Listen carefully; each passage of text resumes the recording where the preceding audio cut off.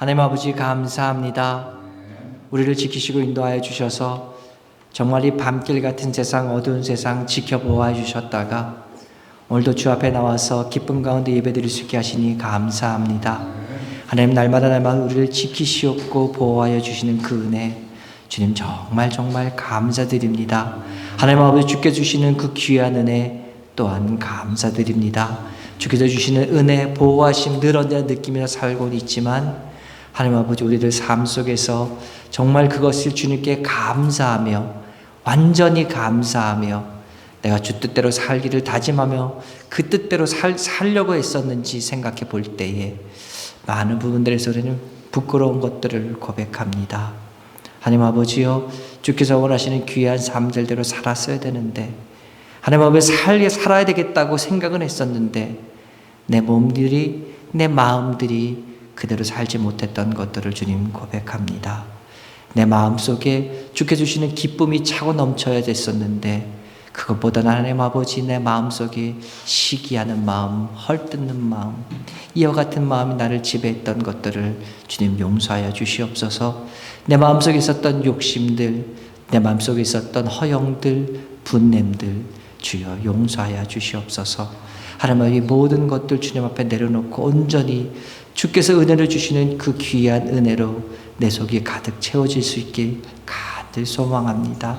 그럴 때 하나님 우리 삶들로 나타나셔서 하나님 우리 삶들이 주님 보시는 아름다운 모습대로 살아가게 될 줄 믿사오니 날마다 우리 삶 속에서 주님께서 원하시는 것들을 더욱더 찾고 구하며 애써갈 수 있는 우리들 될 수 있도록 주님 도와주시고 하나님 내가 부족하여서 내가 연약하여서 그렇게 살지 못할 때에 주께서 하나님 아버지 잡아주시고 성령께서 인도하시고 이끌어 주셔서 그 이끄심대로 받아나갈 수 있도록 도와주시며 하나님 아버지 그것이 내 뜻과 내 생각과 다르다 할지라도 성령께서 말씀하시는 것이라면 그대로 순종해 갈 수 있는 믿음까지도 우리에게 허락하여 주시옵소서.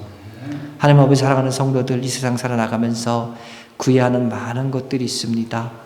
건강이 필요한 성도들도 있고 하나님 아버지 자비 필요한 성도들도 있고 하나님 아버지 또 물질이 필요한 성도들도 있고 대인관계 그 외 모든 것들 많은 구해야 될 것들이 있습니다.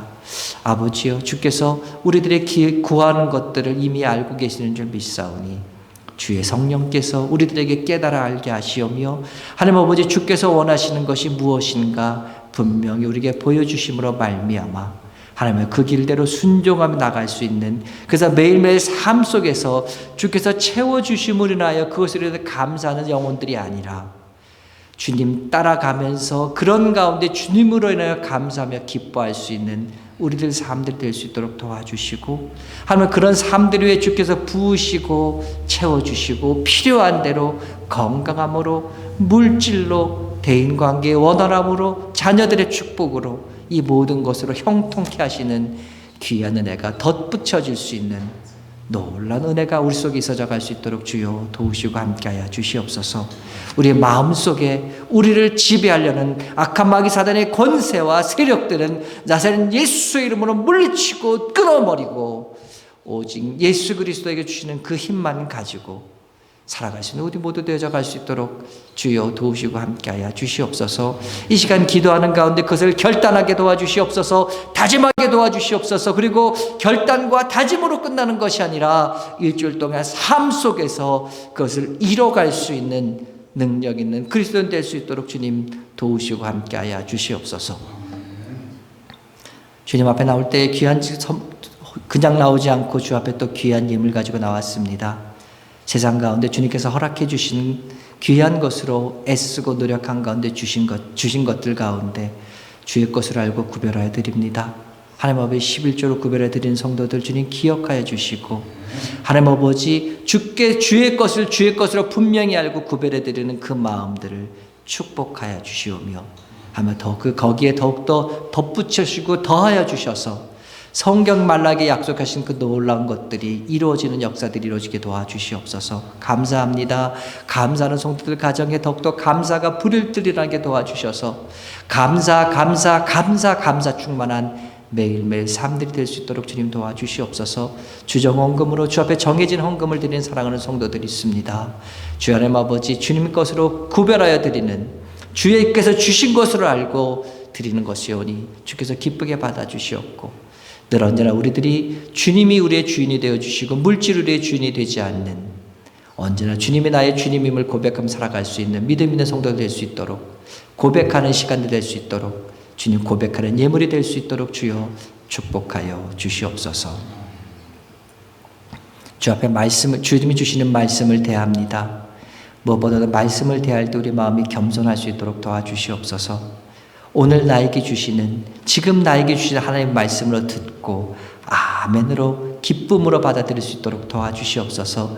내 마음에 부딪히고 내 마음에 쓰라리고 내 마음에 아플지라도 이것이 주의 말씀이기에 내가 아멘으로 받아들일 수 있는, 사귈 수 있는 믿음 도락하여 주셔서 우리의 삶들이 주의 말씀으로 인치심을 받는, 우리의 마음들이 주의 말씀으로 쪼개심 받을 수 있는 귀한 시간 될 수 있도록 도와주시고, 그래서 우리 삶들이 하나님께서 원하시는 삶들로 하루하루가 달려질 수 있는, 그것을 결단할 수 있는 귀한 이 말씀 듣는 시간 될 수 있도록 주여 인도하여 주시옵소서. 주님 말씀하여 주시옵소서. 제가 귀를 열고 듣겠습니다. 주님 말씀하여 주시옵소서. 듣는 대로 그것 가지고 세상 가운데서 실천하며 살아가겠습니다. 다짐하는 그 다짐들 위해 주의 역사하여 주셔서 오늘 이 말씀이 하나님의 살아있는 귀한 하나님의 말씀으로 들려줄 수 있는 귀한 시간 될 수 있도록, 전하는 자나 듣는 자가 모두가 성령께서 하나 되게 하시는 귀한 역사가 우리 속에 일어날 수 있도록 주여 축복하여 주시옵소서. 주의 도우심을 간절히 구하면서 우리 예배를 주께서 기쁘게 받아 주시옵기를 간절히 소망하면서 예수님의 이름으로 기도드렸사옵나이다. 아멘.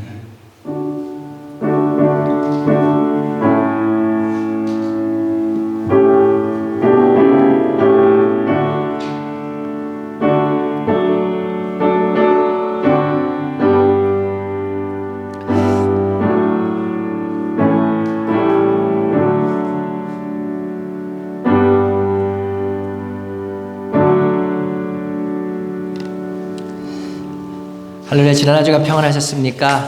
반갑습니다. 우리 앞뒤에 계신 성도들하고 반갑게 인사하시겠습니다. 안녕하셨습니까? 아이고, 우리 보민이가 오랜만에 나왔습니다. 반갑습니다.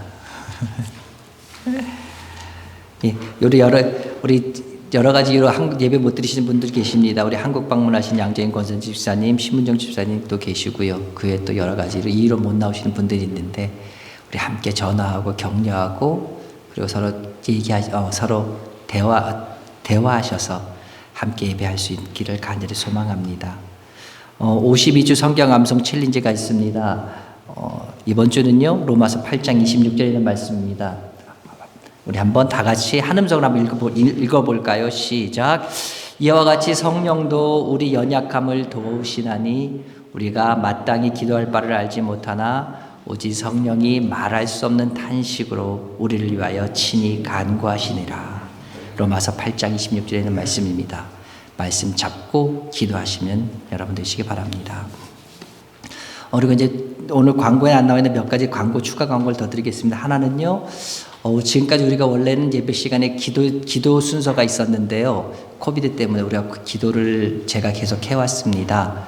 근데 점점점 모든 것이 돌아오는 과정에서 이제 10월 달부터는 다시 우리들 예배 기도를 하려고 합니다. 근데 제가 예배 기도를 부탁드려 봤더니까 못 하시겠다는 분들이 너무 많으셔서 이제는 할 수 없이 좀 강제로 하려고 합니다. 그래서 우리 교회 그 주소록에 보면은 나와 있는 기억 니은 순서대로 있거든요. 그 순서대로 제가 여기다 넣겠습니다. 각 가정에 호주 되시는 분의 이름을 넣겠습니다. 그분이 하셔도 좋으시고 아니면 다른 분이 하셔도, 그 가정에 있는 가족 식구 중에 한 분이 그날은 꼭 예배 시간에 예배를 부탁드리겠습니다. 나는 기도를 못 하는데요. 기도 잘하는 사람이 어디 있습니까? 잘 어려우시면 써갖고 오셔서 그대로 읽으셔도 괜찮습니다.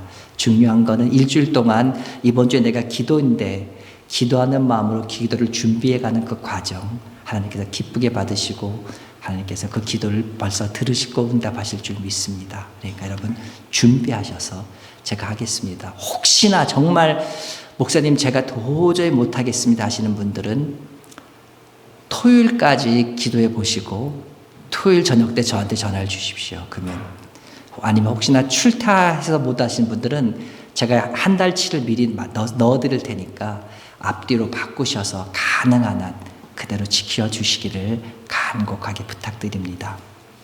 또 한 가지 광고는요, 이제 성경 공부를 다시 또 시작하려고 합니다. 근데 상황이 이래서 일단은 줌으로 먼저 시작하려고 합니다. 그래서 10월 둘째 주일부터 격주로 시작할 예정입니다.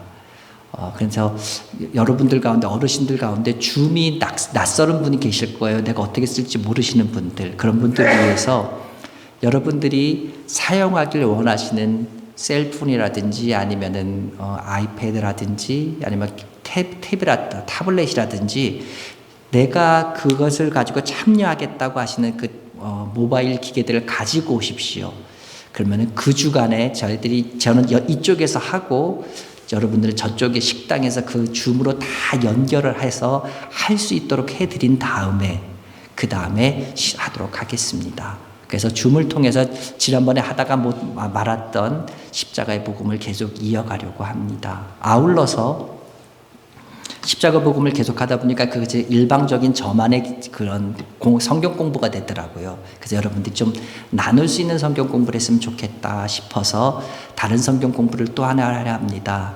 그런 가운데 하나님께서 참 좋은 성경 공부를 저한테 알려주셨고 만나게 해주셨어요. 그래서 T 공동체 훈련이라는 성경 공부입니다.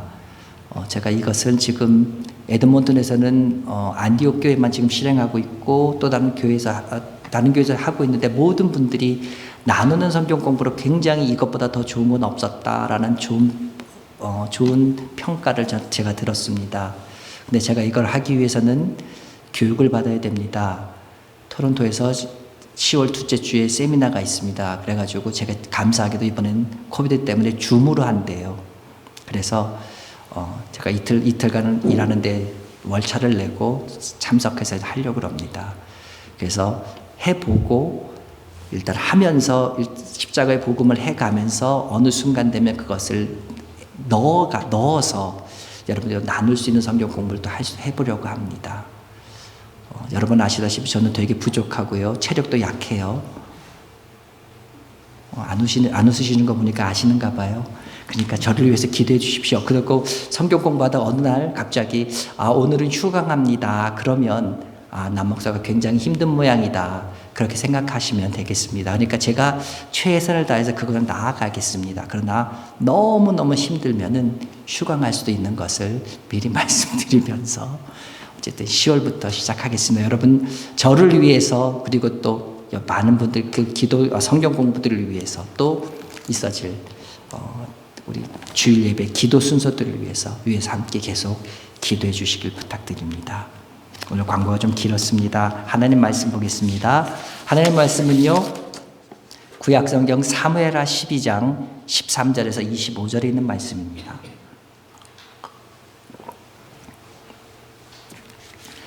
구약성경 사무엘하 12장 13절에서 25절에 있는 말씀, 제가 갖고 있는 성경책으로는 480페이지에 있습니다. 제가 봉독합니다. 다윗이 나단에게 이르되 내가 여호와께 죄를 범하였노라 하매 나단이 다윗에게 말하되 여호와께서 당신의 죄를 사하셨나니 당신이 죽지 아니하려니와 이로 말미암아 여호와의 원수가 크게 비방할 거리를 얻게 하였으니 당신이 낳은 아이가 반드시 죽으리이다 하고 나단이 자기 집으로 돌아가니라. 우리아의 아내가 다윗에게 낳은 아이를 여호와께서 치심에 심히 앓는지라. 다윗이 그 아이를 위하여 하나님께 간구하되 다윗이 금식하고 안에 들어가 밤새도록 땅에 엎드렸으니 그 집의 늙은이들이 그 곁에 서서 다윗을 땅에서 일으키려 하되 왕이 듣지 아니하고 그들과 더불어 먹지도 아니하더라. 이래 만에 그 아이가 죽으니라. 그러나 다윗의 신하들이 아이가 죽은 것을 왕에게 아뢰기를 두려워하니 이는 그들이 말하기를 아이가 살았을 때에 우리가 그에게 말하여도 왕이 그 말을 듣지 아니하셨나니 어떻게 그 아이가 죽은 것을 그에게 아뢰 수 있으랴. 왕이 상심하시리로다 함이라. 다윗이 그의 신하들이 서로 수근거리는 것을 보고 그 아이가 죽은 줄을 다윗이 깨닫고 그의 신하들에게 묻되 아이가 죽었느냐 하니 대답하되 죽었나이다 하는지라. 다윗이 땅에서 일어나 몸을 씻고 기름을 바르고 의복을 갈아입고 여호와의 전에 들어가서 경배하고 왕궁으로 돌아와 명령하여 음식을 그 앞에 차리게 하고 먹은지라. 그의 신하들이 그에게 이르되 아이가 살았을 때에는 그를 위하여 금식하고 오시더니 죽은 애는 일어나여 잡수시니 이 일이 어찌 됨이니까 하니 이르되 아이가 살았을 때에 내가 금식하고 운 것은 혹시 여호와께서 나를 불쌍히 여기사 아이를 살려주실는지 누가 알까 생각함이거니와 지금은 죽었으니 내가 어찌 금식하랴 내가 다시 돌아오게 할 수 있느냐 나는 그에게로 가려니와 그는 내게로 돌아오지 아니하리라 하니라. 다윗이 그의 아내 밧세바를 위로하고 그에게 들어가 그와 동침하였더니 그가 아들을 낳음에 그의 이름을 솔로몬이라 하니라. 여호와께서 그를 사랑하사 선지자 나단을 보내 그의 이름을 여디디아라 하시니 이는 여호와께서 사랑하셨기 때문이더라. 아멘. 오늘 설교는 질문으로 시작하려고 합니다. 여러분 제 질문에 한번 솔직하게 대답해 보시기 바랍니다. 여러분 우리 지금까지 살아오시면서 많은 기도들을 하셨을 겁니다. 근데 살아오시면서 했던 그 많은 기도들이 하나도 빠짐없이 여러분께 다 응답되었습니까? 여러분의 표정을 보니까 딱 그러시네요. 다 아시면서 뭘 물어보십니까 목사님? 그러시네요. 알겠습니다. 그렇겠지요. 응답된 것보다는요 응답되지 않는 기도들이 더 많을 겁니다. 그렇다면 여러분 다시 한번 여쭤볼게요. 내 모든 기도는 반드시 그대로 응답되어져야 된다고 여러분 생각하십니까? 적어도 하나님 내 기도는 그래야 되지 않겠습니까? 내 기도는 그대로 응답됐으면 정말 좋겠어요. 아마 이와 같은 마음이 여러분들 가운데 있으실 겁니다. 그러면 이번에는요 방향을 한번 달리해서 한번 질문해 보겠습니다. 여러분 그렇다면 다른 사람들의 기도도 하나도 빠짐없이 그대로 응답되어야 됩니까? 다른 사람의 기도도 하나도 빠짐없이 그대로 응답되어야 됩니까?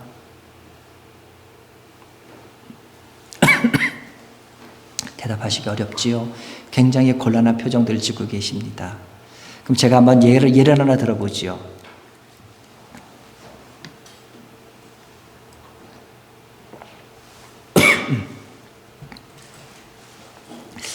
여러분도 잘 아시다시피 저는 야구를 굉장히 좋아합니다. 지금 미국 플로리다에서 제30회 U18 베이스볼 월드컵이 열리고 있습니다. 아마 18살 미만의 아이들이 하는 야구 경기라서 여러분들 잘 모르시는 분들 많이 있으실 텐데 오늘 오후에 아마 오늘 오후에 오후니까 플로리다 시간이 여기보다 시간이 빠르니까 지금 하고 있겠네요. 한국하고 일본하고 지금 동메달을 놓고 싸우고 있습니다. 아쉽게도 결승엔 가지 못했습니다. 자, 한국하고 일본이 동메달을 놓고 싸우고 있습니다. 한국의 예수 믿는 그리스도인들은 어떻게 기도할까요? 주님, 우리가 일본을 꺾고 동메달 따게 하시옵소서 응원하시겠지요. 저 역시 마찬가지일 거고요. 그러면 일본에 있는 그리스도인들은 어떻게 하겠습니까? 주님, 우리가 한국을 꺾고 일본이 동메달 따게 해주십시오. 기도할 겁니다. 자, 이 모두가 응답되려면 어떻게 됩니까? 한국이 일본을 이기고 동시에 일본도 한국을 이겨야 됩니다. 둘 다 이겨야 된단 말이지요. 여러분 이것이 가능합니까? 만약에 한국이 이겼다면 한국 성도들이 기도한 기도는 응답된 것이고 일본 성도들이 한 기도는 응답되지 않은 거지요. 만약 일본이 이긴다면 일본 성도들이 한 기도는 응답된 것이고 반면 한국 성도들이 한 기도는 응답되지 않은 것이지요. 그렇기 때문에 여기서 우리는 무엇을 할 수 있습니까? 하나님께서 모든 사람들의 기도를 들어주실 수는 없다는 거죠. 믿음을 가지고 기도한다 하더라도요, 우리는 거절될 수 있다는 것을 인정해야 됩니다. 여러분 하나님을 부를 때 뭐라고 부르십니까? 주님이라고 부르십니다. 그렇다면요, 하나님께서 어떻게 우리의 주님이 되십니까? 하나님은요, 우리의 기도를 들어주심으로 우리의 주님이 되십니다. 그렇기 때문에 우리는 기도할 때 진지하게 주님께, 하나님께 우리는 기도해야 됩니다. 때로는요, 우리 하나님이 우리의 기도를 거절하심으로, 우리의 기도를 들어주지 않으심으로 또한 우리의 주님이 되시기도 합니다. 이상하게 들리지만은요, 이 또한 진실입니다. 이것은요, 부모와 아이와의 관계를 가지고 설명하면 분명해질 수 있습니다. 부모는 부모이기 때문에 아이가 원하는 것을 들어줍니다. 그것을 들어줌으로 어떻게 됩니까? 그들은 분명한 부모가 됩니다. 동시에 부모는 부모이기 때문에 아이들이 해달라는 것을 해달라는 것을 안 해주기도 합니다. 예를 들어 보면 아이가 칼을 달라고 하는데 아이한테 칼을 그냥 덥석 줄 수 있는 부모가 있겠습니까? 없을 겁니다. 그렇기 때문에 아이가 해달라고 하는데 들어주지 않는 것, 그 역시도 부모다운 것이지요.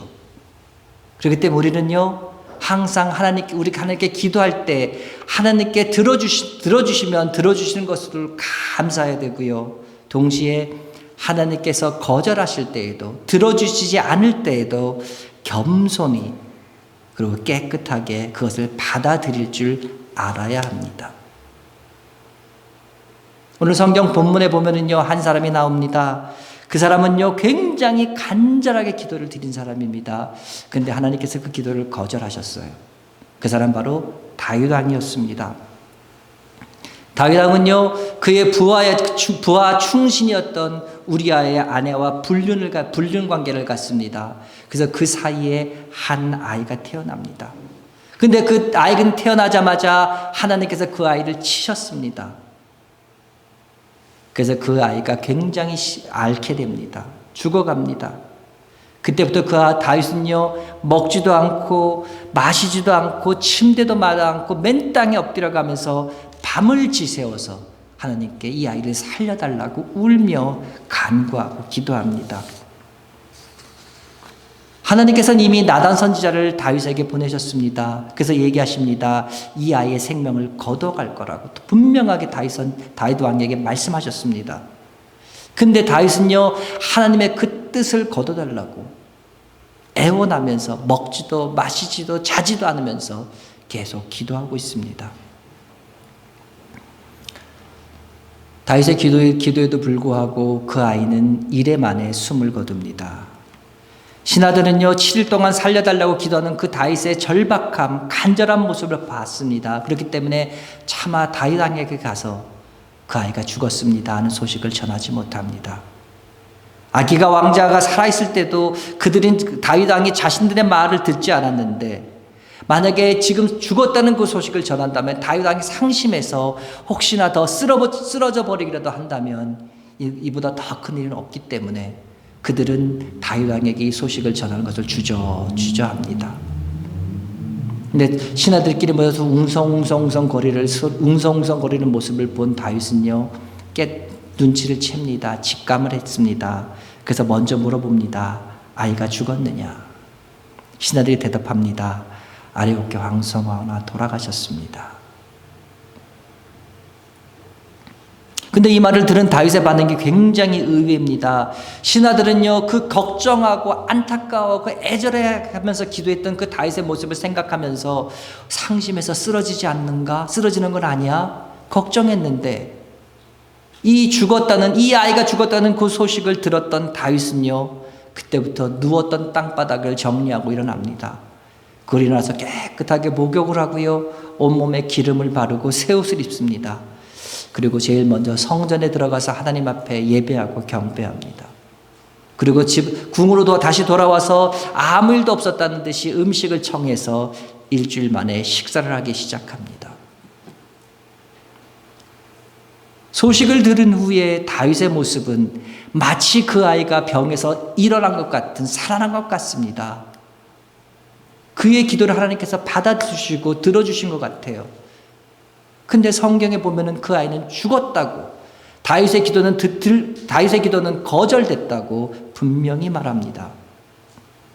근데 그는 어떻게 합니까? 자신의 기도를 거절하신 그분께 정성을 갖춰서 제일 먼저 예배합니다. 그리고 툭툭 털고 일상으로 돌아왔습니다. 하나님께서 자신의 기도를 거절하신 것에 대해서 이의를 제기하지 않고 그대로 받아들인 겁니다. 아니, 그대로 받아들인 것이 아니라 지금까지 자신의 마음을 지배했던 자신의 생각을 끊어버렸다. 이렇게 말하는 것이 더 정확한 표현일 겁니다. 이렇게 마음과 생각을 정리하고 끊어버렸다.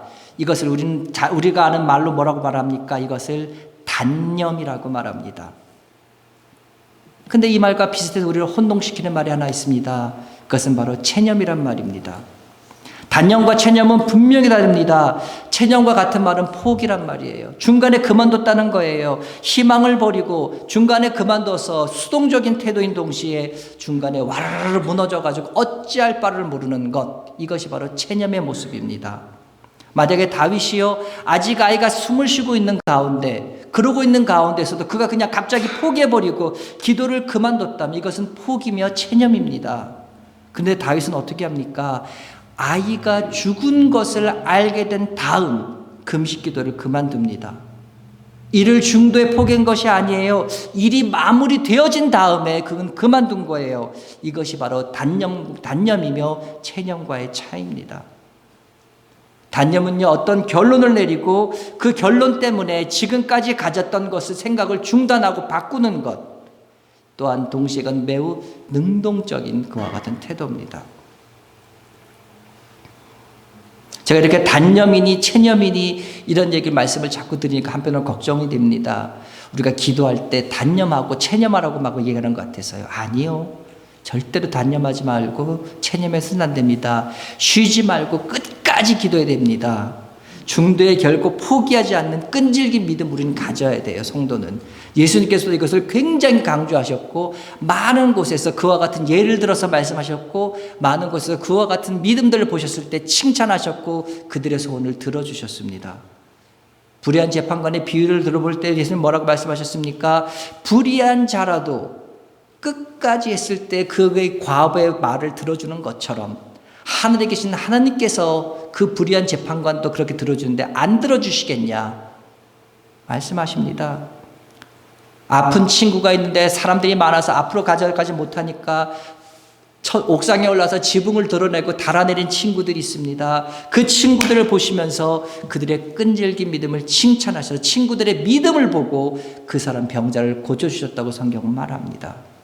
수로보니게 여인이 있었습니다. 예수님께 나와서 그의 딸을 고쳐달라고 요청했습니다. 예수님께서는 그에게 정말 심한 말을 하셨습니다. 이 개만도 못한 여인아. 이 말 되면 여러분 화나지 않겠습니까? 앞에 나왔는데 면전이 되고 개만도 못한 여인이라고 말하니까요.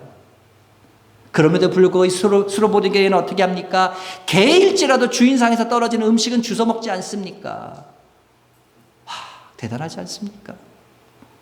그 말을 보시고 예수님께서 그 믿음을 칭찬하시며 그 여인의 딸을 고쳐주셨습니다. 성경 많은 곳에서 예수님께서 끈질긴 믿음을 가진 사람, 끈질긴 믿음을 가져야 될 것을 말씀하시고 끈질긴 믿음을 가진 사람을 칭찬하셨습니다. 이렇듯요, 예수님께서 여러 번 말씀하셨다는 말씀은 끈질긴 믿음이 그만큼 중요하단 말입니다. 근데 그와 동시에 저는 오늘 말씀드리고 싶은 것이 무엇이냐면 다윗처럼 깨끗하게 단념하는 믿음도 중요하다는 말입니다. 이렇게 말씀드리면 여러분 의아하게 생각하겠죠. 아니 단념이 어떻게 믿음이 됩니까? 그만두는 건데요. 여러분 포기하는 것, 체념하는 것은 불신앙이지만요. 단념은 믿음이 됩니다. 하나님께서 거절하심을 다른 모습으로 나타난 하나님의 응답으로 믿고 이것을 아멘하지 않고는 우리는 결코 기도하는 것을 구하는 것을 단념할 수 없기 때문입니다. 하나님께서 내 기도를 절대로 외면하는 분이 아니신 것을 믿을 수 있을 때에만 우리는 실망하지 않고 단념할 수 있기 때문입니다. 오늘 본문의 주인공 다윗은요, 이렇게 아멘하고 단념하고 새 출발을 합니다. 그래서 24절 이후에 보면 어떻게 됩니까? 훌을 털고 일어난 다음에 제일 먼저 그의 아내 밧세바를 찾아가 위로합니다. 스스로 포기한 사람이 사람의 모습이 아닙니다. 스스로 포기하고 체념한 사람은요, 자기 자신도 못 가로려요. 자기 자신도 챙길 수가 없기 때문에 그 자리에 털썩 주저앉아서 어떡할 수 없기 때문에 남들을 돌아볼 겨를이 없어요. 그런데 다윗은요, 스스로 단념한 사람이었기 때문에 이와 같이 늠름한 모습으로 그의 아내 밧세바를 제일 먼저 찾아가 위로합니다. 하나님께서 이러한 다윗의 태도를 좋게 보셨어요. 그래서 이제 밧세바와 다윗 사이에 새 아이를 주십니다. 새 아이 주신 것만 해도 감사한데 하나님께서 직접 그 아이의 이름까지 지어서 나단 선지자를 통해서 보내주십니다. 그 지어준 이름이 바로 여디디야. 하나님께서 지어준 이름이에요. 근데 그 뜻이 뭔지 아십니까? 여호와께 사랑을 입은 자. 새로운 아이를 주셨어요. 그리고 그 아이 이름을 지어주셨어요. 하나님께 사랑을 입은 자. 이 아이가 훗날 누가 됩니까? 우리가 잘 알고 있는 그 유명한 솔로몬이 됩니다. 사무엘 하사를 기록한 기자도 그 앞까지는요, 밧세바를 가르칠 때 우리아의 아내라고 말합니다. 우리가 아까 읽은 15절에 봐도요, 밧세바를 할 때 우리아의 아내라고 분명히 기록하고 있었습니다.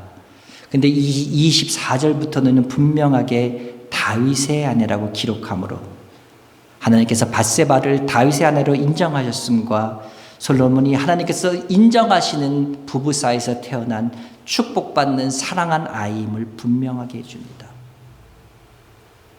다윗이 이렇게 하나님의 뜻을 거절하심으로 나타냈을 때 미련 없이 자신의 뜻을 접었습니다. 그리고 하나님의 뜻을 받아들이고 복종함으로써 그는 위대한 사람이 될 수 있었고 마침내는요, 훗날 하나님의 마음에 합한 자라고 불리는 영예. 와, 정말 부럽지 않으십니까? 하나님 마음에 합한 자. 여러분 이와 같은 소리 듣고 싶지 않으세요? 하나님 마음에 합한 자. 이와 같은 영예를 그는 누릴 수가 있었습니다. 근데 이와 같은 것이 다윗에게 국한된 특정한 다윗과 같은 사람만 경험한 것이 아닙니다. 성경에 이와 같은 일들이 많이 보입니다. 모세는요, 인간의 몸으로 하나님의 형상을 보고도 죽지 않은 유일한 사람입니다. 하나님의 모습을 보는 순간, 형상을 보는 순간 그 사람은 그 자리에 죽었어요. 왜요? 하나님은 거룩하신 그분이시기 때문에 거룩하지 못한 자가 하나님을 보는 순간 죽을 수밖에 없었어요. 근데 성경에서 하나님을 대면하고 보고도 죽지 않은 사람이 있는데 그가 바로 모세입니다. 출애굽기 33장 11절 말합니다. 사람이 그 친구와 이야기함 같이 여호와께서는 모세와 대면하여 말씀하시며, 친구하고 대면해서 얘기하듯이 하나님과 모세가 이렇게 얘기했대요. 와, 모세는 하나님과 친구처럼 만나서 얘기한 그런 사이였습니다. 근데요, 신명기 3장에 보면 하나님은 그 친구 같은 모세의 마지막 기도요, 하나님 약속받은 그 가나안 땅에 내가 들어가서요, 그 아름다운 땅을 눈으로 직접 보고 죽었으면 좋겠어요. 이 기도를 하나님께서는 거절하십니다. 그러면서요, 신명기 3장 26절에 보면 정말 야박하리만큼 느껴지게 그만해도 내게 족하니 다시는 그 일을 거론하지도 말라. 단칼에 그냥 잘라버리십니다. 정말 야박하지 않으세요? 친구의 부탁인데. 여기서 그만해도 내게 족하니라는 의미는, 족하니의 뜻은요, 지금까지 네가 해온 것이 정말 훌륭하고 잘했기 때문에 이 정도만 해도 정말 좋게 하고 칭찬하는 의미가 아닙니다. 그만해도 내가 족하니란 말은 그 다음 절 27절, 네가 비스가 산 꼭대기에 올라가서 눈을 들어 동서남북을 바라보고 그 눈으로 그 땅을 바라보는 것, 그것만으로 내게 족하다는 거예요. 그 후에 말씀하십니다. 너는 이 요단을 건너지 못할 것이다. 너에게 족한 것은 그냥 산에 올라가서 이 산을 멀리서 약속받은 땅을 지켜보는 것, 그 정도로 네게 족하고 넌 요단을 건너가지 못할 거야. 요단강에 건너가서 그 땅에 가서 약속받은 그 땅이 어떤 곳인가 보고 싶어요. 하나님의 친구와 같았던 모세의 마지막 소원인데 하나님 그것을 매몰차게 거절하셨습니다. 서운할 만합니다. 어떻게? 근데요, 이 말씀을 들었을 때 모세는요, 깨끗하게 단념합니다. 그리고 그 다음 장인 4장을 보면 뭐가 나옵니까? 이스라엘 백성들을 교육하면서 또 또한 그 후계자로 여호수아를 다 세워가는 그 과정이 바로 이어집니다. 신약에서 마찬가지입니다. 신약에서 위대한 사람으로 손꼽히는 사람, 저의 설교를 통해서 많이 들은 사람이 누구입니까? 바울이지요. 바울은 또 어떠했습니까? 고린도서 12장에 보면요, 바울은 자신을 평생 괴롭힌 어떤 병이 있었습니다. 그것을 육체의 가시라고 부르면서요, 하나님께 낫게 해달라고 3번이나 기도했다고 말합니다. 고린도후서 12장 8절에 보면 내게서 떠나가게 하기 위하여 내가 3번 주께 간과하였더니라는 말이 있습니다. 이 말은요, 내가 병 낫기를 위해서 3번 기도했다는, 3번만 기도했다 이 말이 아니에요. 이 병 낫기를 위해서 집중적으로 기도한 것만 3번 있다는 말입니다. 그 말은 무슨 말입니까? 다른 때까지 다 합하면 셀 수 없이 많고 아마 매일매일 기도 가운데 이 병을 고쳐주시옵소서, 집중적으로 기도한 3번 빼고도 그렇게 많이 기도했다는 의미일 겁니다.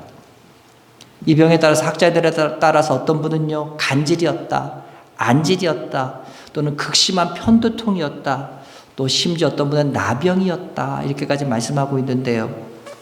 어떤 질병이었든 어떤 장애였든 분명한 사실은 이 육체의 가시 때문에 바울이 괴로워했고, 그것 때문에 복음 전도의 사명을 감당하는 데 지장을 받을 만한 그와 같은 질병이었다는 것은 분명한 사실입니다. 바울이 나를 위해서 하는 것이 아니라 복음 전도에 지장을 받기 때문에 고쳐달라는 것, 굉장히 의롭고 의로운 이유 아닙니까? 하나님 보시기에도 만족하실 만한 이유잖아요. 그럼에도 불구하고요, 하나님께서는 갈라디아서 2장 9절에서 이렇게 말씀하십니다. 내 은혜가 네게 족하도다. 이는 내 능력이 약한 데에서 온전하여짐이라. 말씀하시면서 바울의 기도를 거절하십니다. 이 말씀을 들은 바울은 그 마음을 깨끗하게 접습니다. 그리고 그 후로는요, 이를 위해서 기도하지 않고 오히려 약점들을 기뻐하면서 오히려 자랑했다고 성경은 기록하고 있습니다. 자, 제가 이렇게 말씀드리면요, 이쯤 되면 여러분 마음속에 고민이 생기기 시작해야 됩니다. 갈등이 생기기 시작해야 됩니다. 아니, 목사님 끊임없이 기도하고 끝없이 기도하고 쉬지 말고 기도하고 그렇게 말씀하시면서 또 어떤 때는 또 깨끗하게 단념하고 포기하라고 깨끗하게 단념하라고 말씀하시는데 포기가 아닙니다. 단념하라고 말씀하시는데, 아니 그럼 제가 도대체 언제 제가 하는 이 기도를 가지고 끝까지 기도해야 되고 언제는 단념해야 됩니까? 고민되지 않으십니까? 갈등되지 않으세요? 고민되고 갈등되어져야 되는데, 자, 이와 같은 고민을 해결할 수 있는 방법을 제가 몇 가지 말씀드립니다. 그러면 언제 내가 깨끗하게 단념해야 합니까? 언제 내가 지금 하고 있는 기도를 깨끗하게 단념해야 됩니까? 첫 번째로는요, 객관적인 상황이 종료되었을 때 우리는 깨끗하게 단념해야 됩니다. 객관적인 상황이 종료되었을 때. 자, 다윗의 아이가 죽었습니다. 이것은요, 돌이킬 수 없는 상황 종료입니다. 그러니까 다윗이 얘기합니다. 내가 그 아이를 다시 돌아오게 할 수 있겠느냐? 난 할 수 없다. 내가 장차 죽어서 그 아이에게 갈 수도 있지만 그 아이는 나에게 다시 돌아올 수 없다. 상황이 종료됐다는 말입니다. 다윗의 이 태도는 정말 현실적이고 굉장히 논리적인 태도입니다. 우리는 믿음을 생각하고요, 신앙을 생각할 때 논리 또는 어떤 현실적인 것, 합리적인 것, 이런 것과는 거리가 먼 걸 생각합니다. 그러나 우리의 믿음은요, 우리의 신앙은요, 냉철한 현실적인 판단력 위에서 신앙을 생활해야 합니다. 하나님께서요, 하나의 상황을 종료시키셨습니다. 그 말은 무슨 말입니까? 다른 상황을 이제 여시겠다는 말입니다. 새로운 상황을 시작하시겠다는 말입니다. 근데 나는 어떻게 합니까? 지금 현재 그 상황만 붙들고 어쩔 줄 모르면서 꼼짝도 하지 않으려고 합니다. 객관적인 상황이 종료되었으면요, 안타깝지만 이제는 단념할 줄도 알아야 됩니다. 그리고 하나님께서 인도하시는 방향대로 뚜벅뚜벅 다음 상황으로 걸어가면서 기대하는 마음을 가지고 걸어나가야 됩니다. 그럴 때에, 하나를 단념할 때에 다른 것에 담겨진 그 하나님의 축복을 우리는 받아 누릴 수 있습니다. 또 하나 우리가 깨끗하게 언제 단념해야 됩니까? 두 번째로는요, 객관적인 상황은 분명히 끝나지 않았어요. 계속되고 있어요. 그렇지만 하나님께서 분명하게 말씀해 주시는 경우가 있는데 그때가 바로 단념할 때입니다. 바로 모세의 경우, 바울의 경우지요.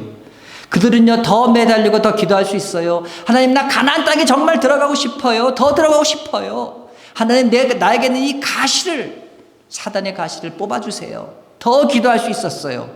그러나 하나님께서 그들에게 이것에 대해서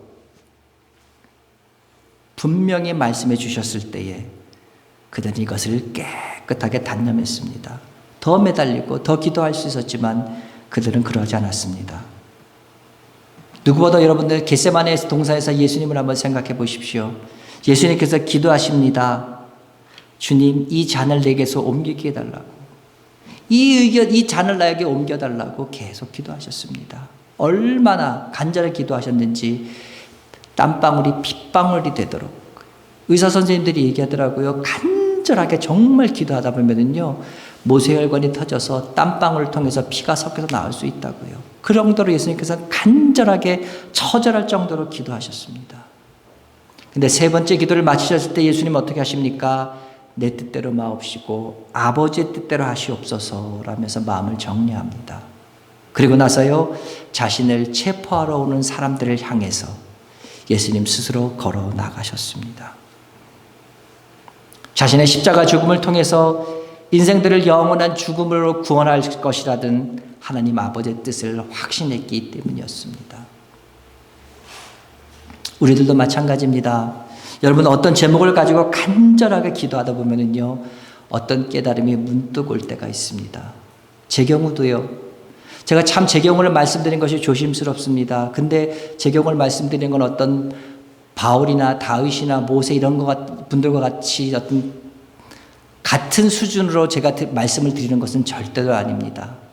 다만 제 경험을 나누는 이유는 동시대를 함께 살아가는 사람으로서 제 얘기를 하고 나눠드림으로 말미암아 오늘 본문 사건을 이해하는 데 조금이라도 좀 도움이 될까 해서 조심스럽게 제 경험을 나누려고 합니다. 제 경우는 어떤 기도 제목이 있고요. 기도 제목을 받으면 그 기도 제목을 가지고 기도합니다. 계속 기도합니다. 열심히 기도하는 거 보면은요, 어느 순간인가 그 기도에 대한, 그 기도 제목에 대한 확신이 제 마음에 옵니다. 그걸 가지고 계속 기도했기 때문에 내가 혹시 내 스스로는 셀프 확신인가 싶어서, 내 자신 스스로 생기는 확신인가 싶어서 다시 한번 그걸 놓고 기도를 해보면은요, 더욱더 강한 확신이, 물밀듯한 확신이 제 마음속에 생기는데, 얼만큼 그 확신이 생기냐면은요, 어떤 분이 제게 그걸 놓고 기도를 했다면은 지금 당장 달려가서 그분한테 그것에 대해서 얘기해 주고 싶을 만큼 강한 확신이 제게서 옵니다. 근데 똑같은 기도 제목을 놓고 어느 순간 어떤 것 기도하는 경우, 어떤 경우는 정말 아무런 느낌이 없는 경우가 있습니다. 그야말로 망치로 머리를 탁 한 대 맞은 것처럼 멍한 그런 가운데 계속 기도를 하는 경우가 있습니다. 어떤 느낌이 가장 분명하냐면요, 어떤 하얗게 칠해져 있는 방에 저 혼자 이렇게 멍하니 앉아 있는 것 같은, 그와 같은 느낌을 받을 때가 있습니다.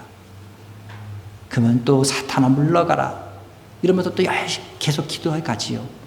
근데 그런 가운데 기도에 가면은 어떤 일이 생기냐면, 무엇인가 제 마음 속에서 어떤 질문의 목소리가 들리기 시작합니다. 이건 제 개인의 경험이니까 여러분들 절대화시키면 안 됩니다.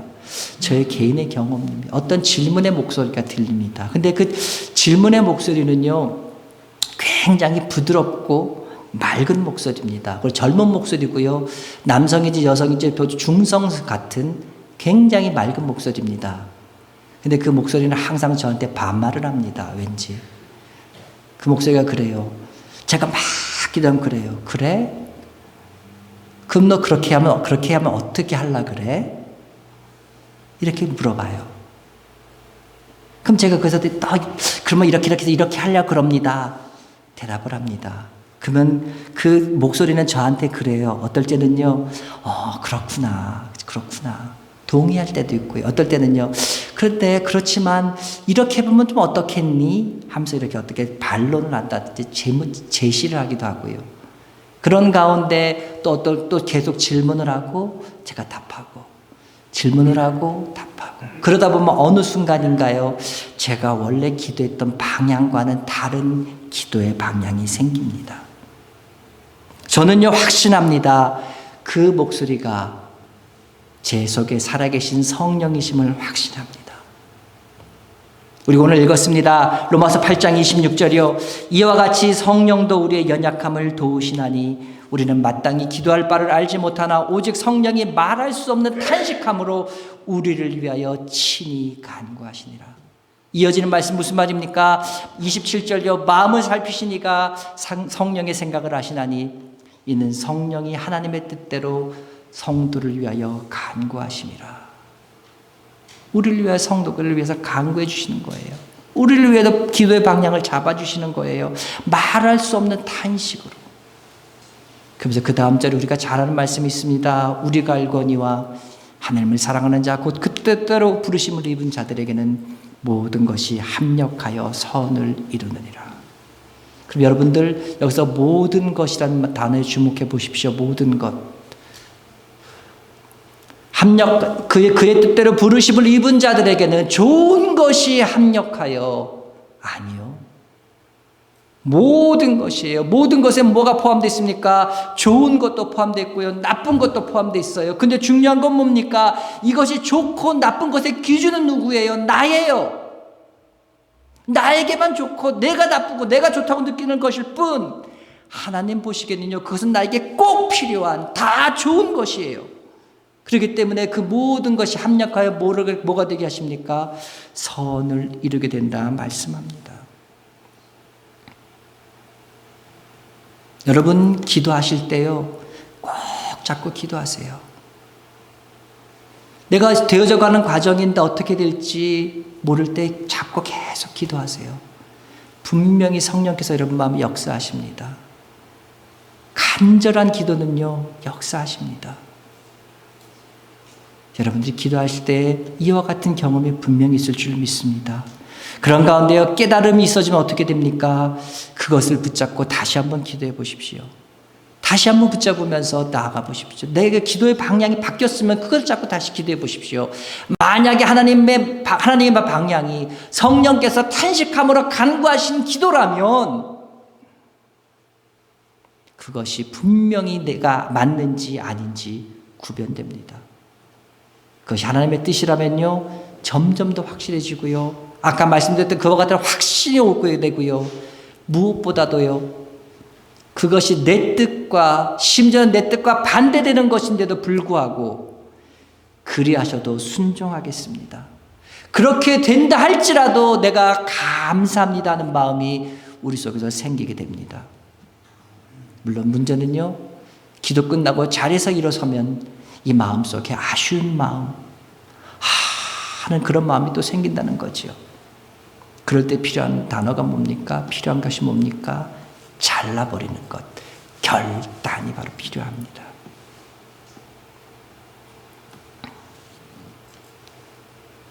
사랑하는 여러분, 우리는 기도해야 합니다. 포기하지 말고요. 끝까지 하나님께 기도해야 합니다.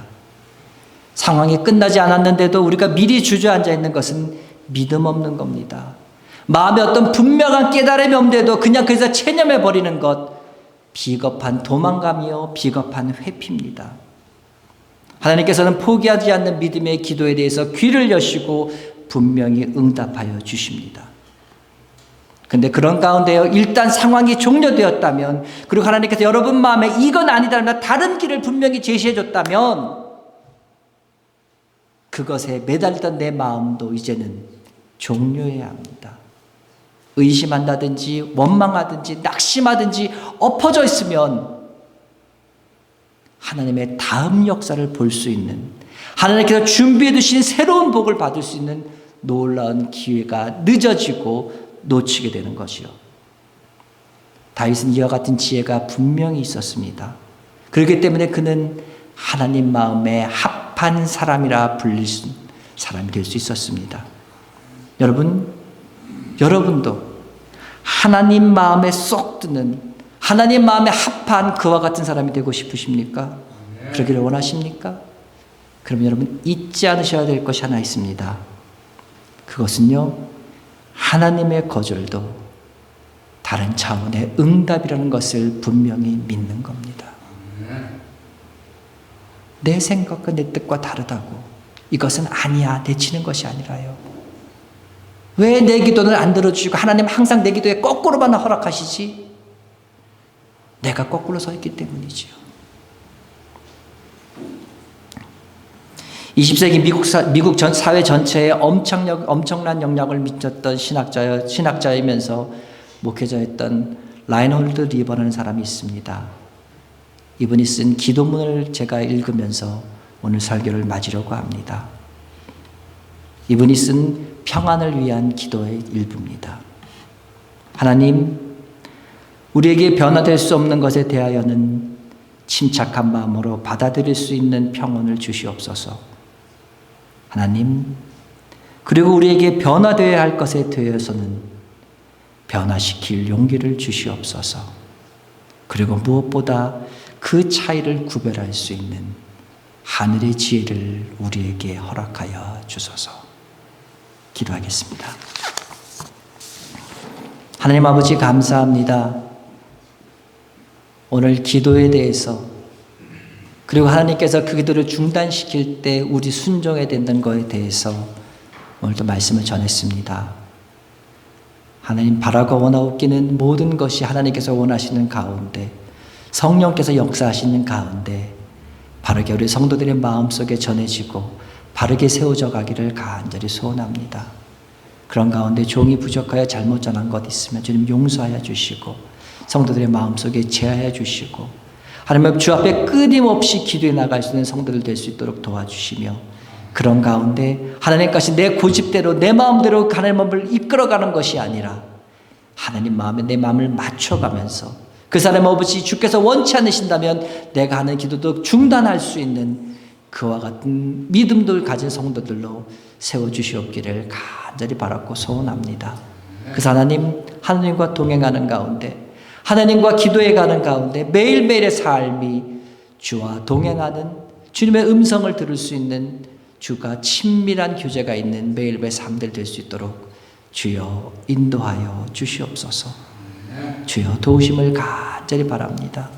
우리가 기도할 때에 하늘문 여시고 우리의 기도에 응답하시며 무엇보다도 우리가 기도하기를 가장 기뻐하시는 그 주님의 기쁨을 충만케 해드리시기에 부족함 없는 우리 모두 될 수 있도록 주여 인도하여 주시옵소서.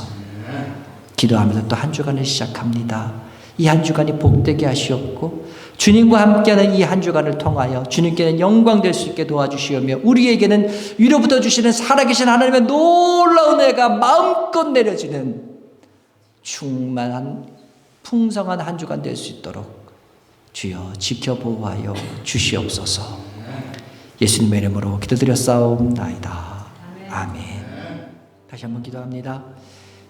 이제 우리 주 예수 그리스도의 은혜와 하나님 아버지의 그 크신 사랑하심과 성령님의 감화와 감동 위로 교통 역사 충만케 하심이 주의 말씀 듣고 그 말씀대로 살아가기를 다짐하는 사랑하는 성도들 머리 위에, 그리고 그 다짐들 위에, 지금도 시작된 일주일 동안의 삶들 순간순간들 위에 이제부터 영원토록 함께 있을지어다. 아멘.